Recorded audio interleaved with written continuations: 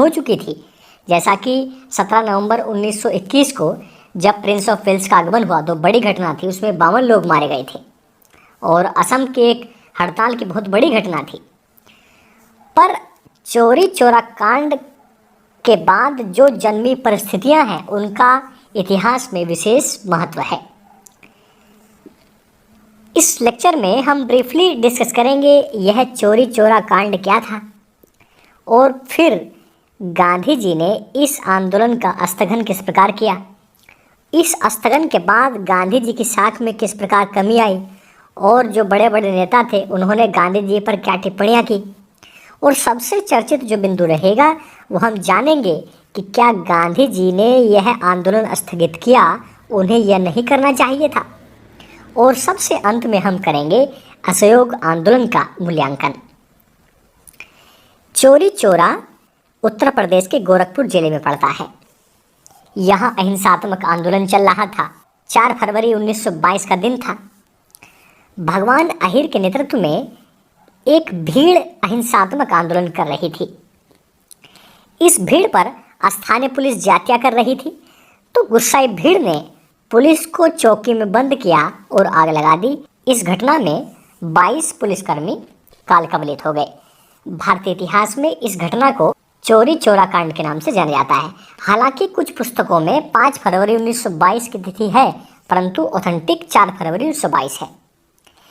इस घटना से गांधी जी का दिल दहल उठा। वो उस दौरान बारदोली में थे।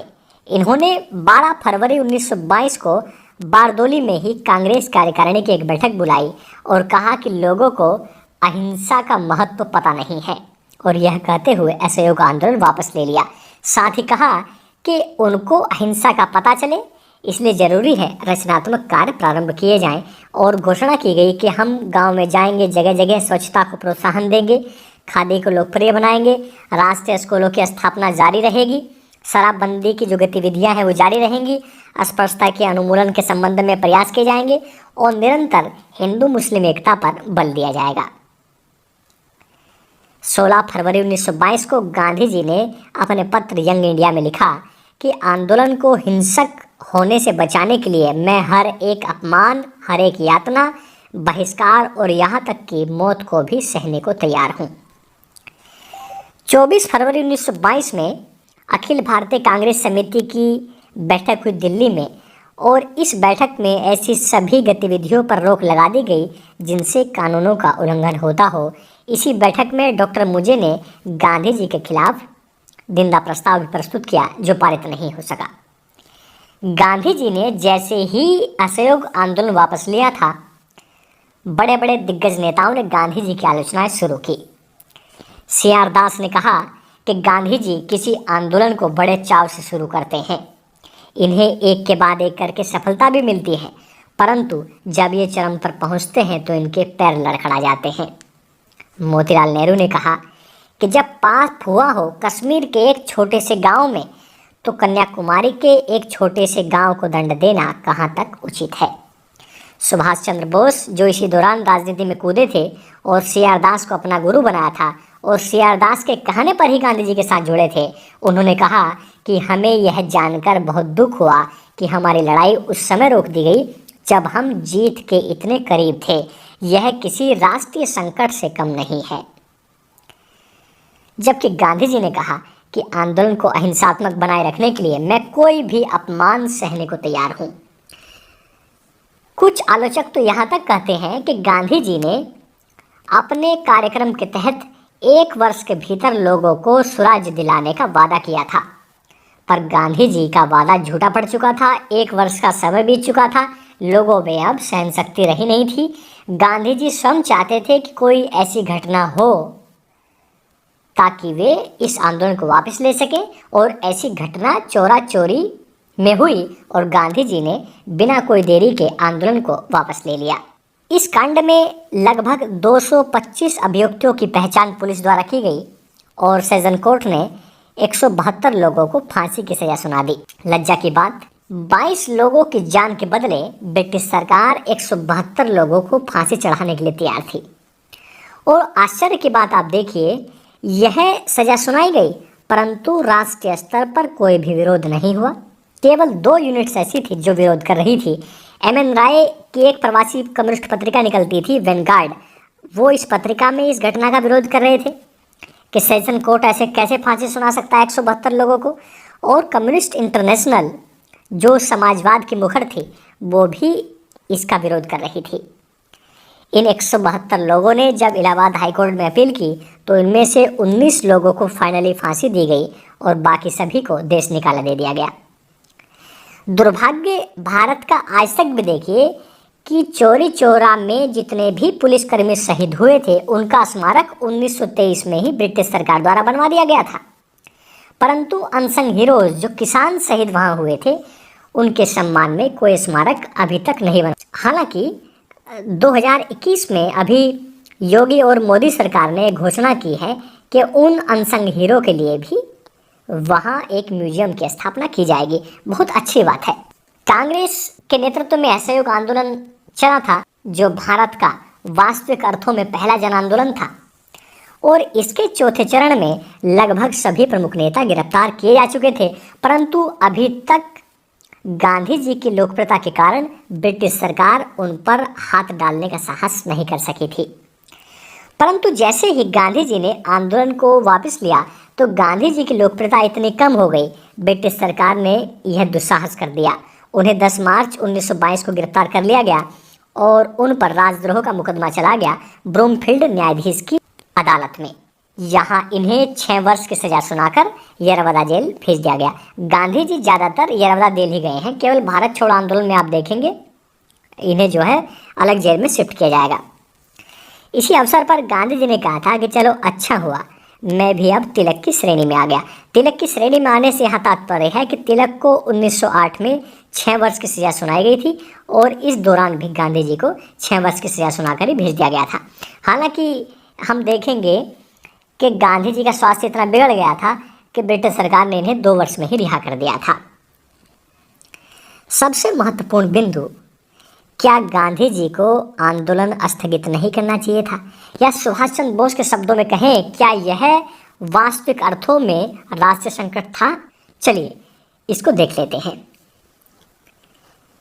मित्रों, आंदोलन में शामिल लोगों में एक सीमित ऊर्जा होती है। वो अपनी पिटाई खिटाई करवा सकते हैं पर निरंतर दमन का सामना नहीं कर सकते। गांधी जी ने 1 वर्ष का वादा किया था। समय इतना कम था कि लोगों को लगा था चलो 1 वर्ष की बात है, स्वराज्य मिल जाएगा, कि भाई गांधी जी हैं, करिश्माई चरित्र है। और गांधी जी 3 आंदोलन का सफलतापूर्वक संचालन कर चुके थे तो लोगों को विश्वास भी था। और दूसरे, गांधी जी ने जिस स्वराज्य शब्द का प्रयोग किया था उस स्वराज्य का मतलब क्या था, गांधी जी ने इसे भी अस्पष्ट रखा था। केवल गांधी जी को ही पता था कि स्वराज्य के वास्तविक अर्थ क्या है। तो लोगों को लगा कि 1 वर्ष की बात है, कूद पड़ो। और देखते ही देखते आंदोलन ने जन आंदोलन का रूप ले लिया और जितनी प्रगति अब तक किसी भी आंदोलन में देखने को नहीं मिली थी वो असहयोग आंदोलन में देखने को मिली। हम यह भी कह सकते हैं कि स्वराज्य शब्द को अस्पष्ट रखना गांधी जी की एक राजनीतिक चाल थी। आप ये सोचिए कि सरकार के पास हथियारों की कमी नहीं थी। यदि आंदोलन हिंसक हो जाता तो ब्रिटिश सरकार चरम तक दमन कर सकती थी और ऐसा दमन कर सकती थी कि लोग भूलकर भी आगामी आंदोलन में शामिल नहीं होते।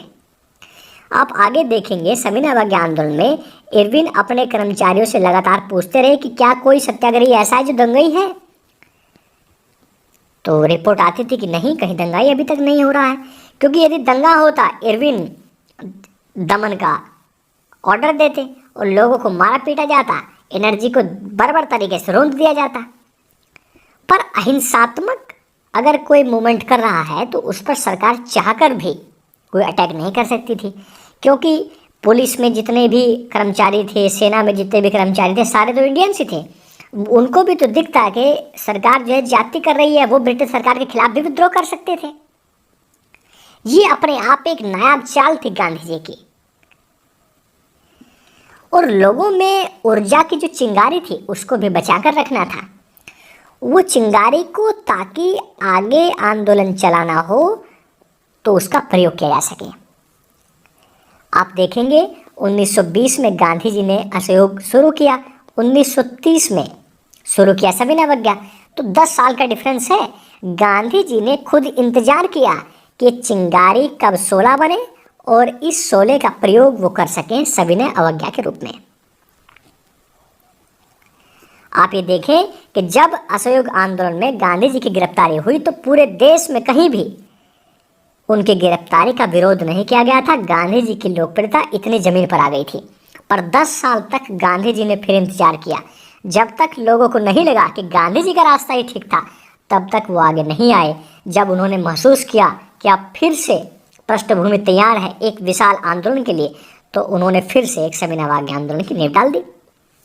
और सबसे महत्वपूर्ण बात हम देख सकते हैं कि सविनय अवज्ञा आंदोलन में असहयोग आंदोलन से भी ज़्यादा लोगों की भागीदारी रही।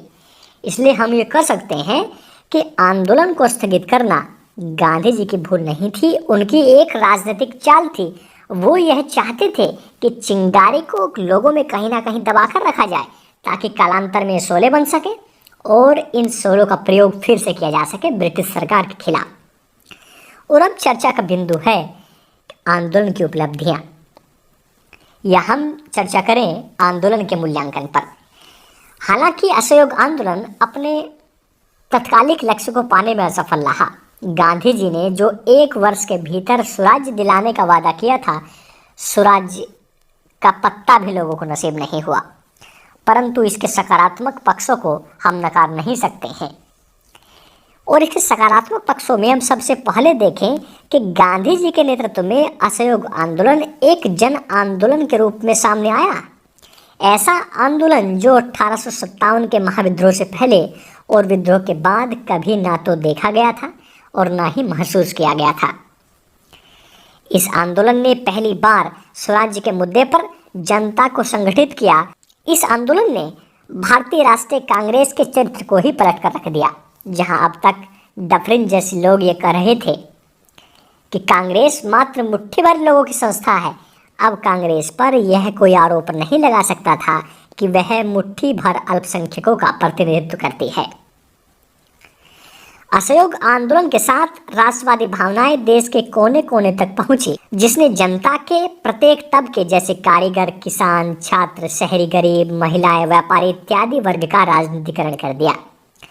भारतीय जनता के त्याग तथा बलिदान ने औपनिवेशिक सत्ता को बता दिया कि गुलामी से निकलने की व्याकुलता न केवल पढ़े लिखे वर्ग में है बल्कि उनमें भी है।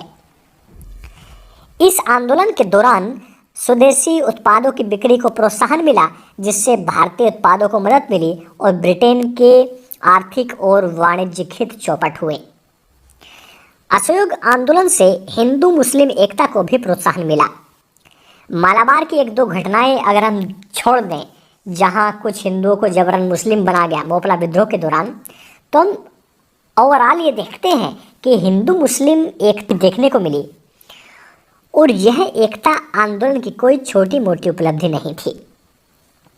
इस आंदोलन ने चरखा तथा खादी का आह्वान कर एक प्रकार से भारत को आर्थिक स्वतंत्रता दिलाने की दिशा में भी कार्य किया। इस कार्यक्रम ने ग्रामीण जनता के हाथों तक कम संसाधन में रोजगार मुहैया कराकर कृषि पर दबाव कम करने की कोशिश की। परंतु इस आंदोलन की कुछ विफलताएं भी हैं। सबसे पहली विफलता अगर हम देखें, शुरुआत में यह आंदोलन का नेतृत्व मध्यम वर्ग द्वारा किया गया, लेकिन बाद में कार्यक्रम के प्रति गांधी जी की स्थिरता के कारण इसकी गति धीमी होती चली गई। कलकत्ता, बॉम्बे और मद्रास जैसे स्थान में जो कुलीन राजनीतिज्ञों के प्रमुख केंद्र थे, वहां गांधी जी के आह्वान के पश्चात बहुत सीमित प्रतिक्रिया देखने को मिली। यहाँ तक कि मोहम्मद अली जिन्ना भी आंदोलन से अलग रहे। एनी बेसेंट ने भी कोई रुझान नहीं दिखाया। सरकारी सेवाओं से त्यागपत्र, उपाधियों से त्यागपत्र के जो कार्यक्रम के महत्वपूर्ण अंग थे, उनको भी भारतीयों ने गंभीरता से नहीं लिया। बड़े व्यवसायियों का एक वर्ग भी आंदोलन से नहीं जुड़ा, वो भी अपने बेनिफिट के चक्कर में विदेशी वस्तुओं को ही बेचते रहे। और सबसे महत्वपूर्ण, लोगों द्वारा अहिंसा के सिद्धांत का पूरी तरीके से पालन नहीं किया गया। और लास्ट में हम देखें 4 फरवरी 1922 को चौरी चौरा में हिंसक घटनाएं हुई और जिसने आंदोलन की भावना को ही समाप्त कर दिया क्योंकि गांधी जी अहिंसा को ही आंदोलन की मूल भावना मानते थे।